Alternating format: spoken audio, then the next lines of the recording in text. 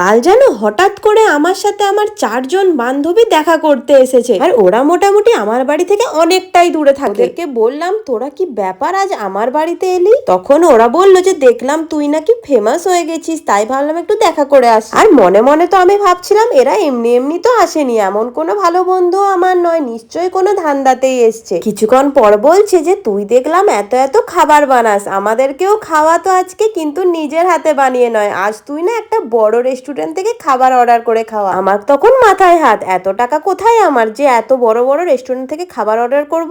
তখন আমার মাথায় একটা আইডিয়া এলো, তখন ঘরেই আমি আটা মেখে পাস্তা বানিয়ে নিলাম। আগের ভিডিওতে একজন কমেন্ট করেছিল মটর কলাই গোল গোল দাঁতে ভাঙে না, দিদির ভিডিও না দেখলে মন ভালো লাগে না। বাপরে বাপ, তোমরা যে কিভাবে বানাও, অনেক ধন্যবাদ। তারপর যখন পাস্তাটা ওদেরকে খাওয়ালাম, ওরা বললো বাপরে বাপ, এটা তো রেস্টুরেন্ট ফেল করে দিয়েছে রে। তারপর ওরা এটা অনেক মজা করে খেয়ে নিল।